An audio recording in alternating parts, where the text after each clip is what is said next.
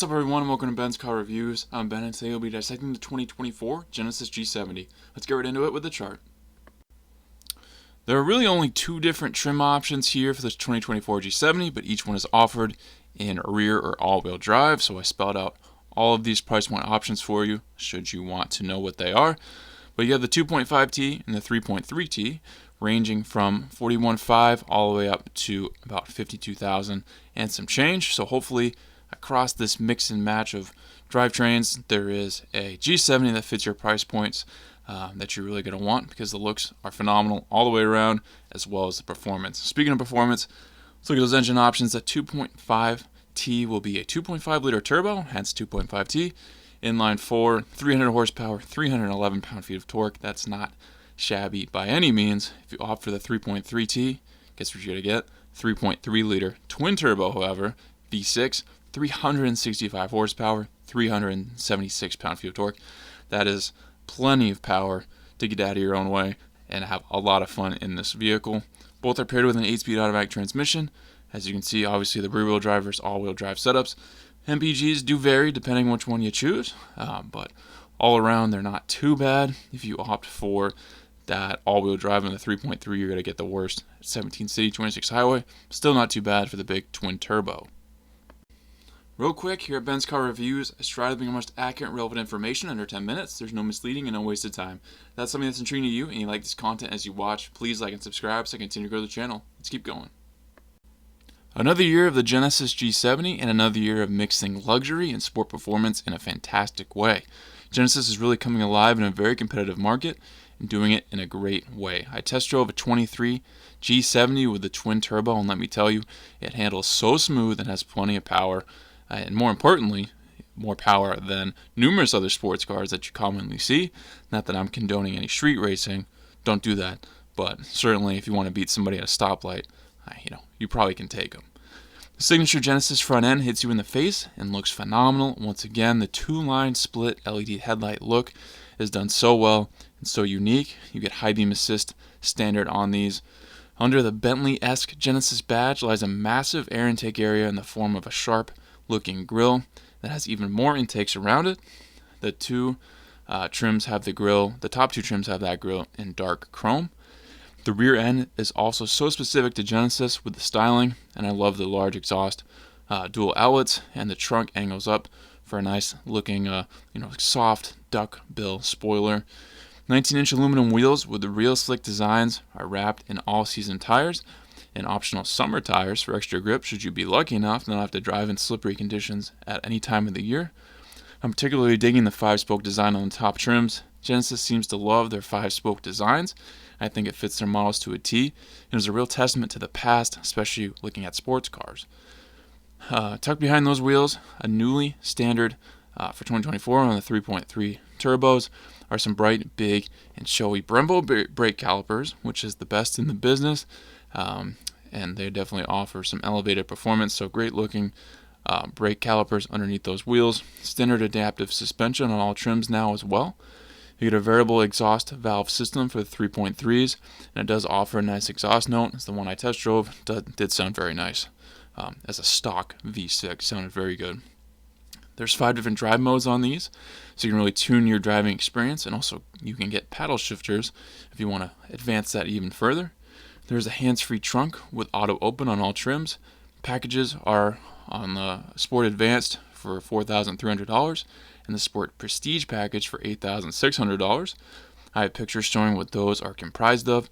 Mind you, it's the 2023 data, but it's expected for the most part to carry over. If anything, features have become standard that weren't before, which I have mentioned. There was a Sport Prestige package for the 2023 2-liter, but since that engine has changed, I expect some new features for that package. The G70 is 184.4 inches long, 72.8 inches wide, which allows for a nimble and quick ride. I can confidently say the driving experience is stellar. You also get a very nice 10-year powertrain warranty.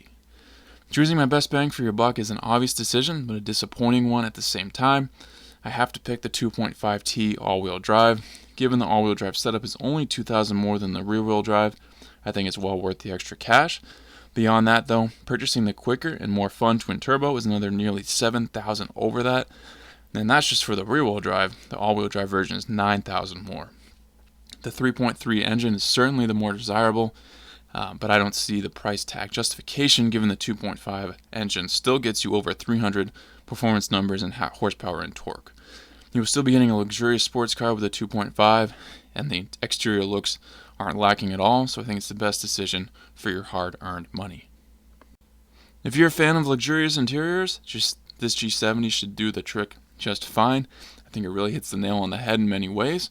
This is a 5-seater, but the backseat passengers will be crammed in if they are taller than about 5'8". I'm 6'4", and when I sat in the back seat, I was completely distorted. My legs were totally pinned, my feet barely fit under the seat in front of me, even with it being forward, and my head was not at a very comfortable angle, so keep that in mind. You get an 8-inch driver's digital gauge cluster area next to a 10.25-inch full-color infotainment screen. I usually don't think the tablet-style looks of the touchscreens are as nice as the integrated ones, but I think Genesis did this super well. I think it really fits this design, kind of the way it should. Apple CarPlay Android Auto capability. Sport Prestige package adds a heads-up display. You get a wide sunroof on the top 2 trims. Available 16-way driver's adjustable seats. The Sport Prestige package also comes with beautiful Napa leather in black with red stitching for a real classy and comfortable look. You get heated seats all the way around, ventilated seats in the front on the top trims, as well as heated rear seats. Available aluminum trim with sport pattern paneling.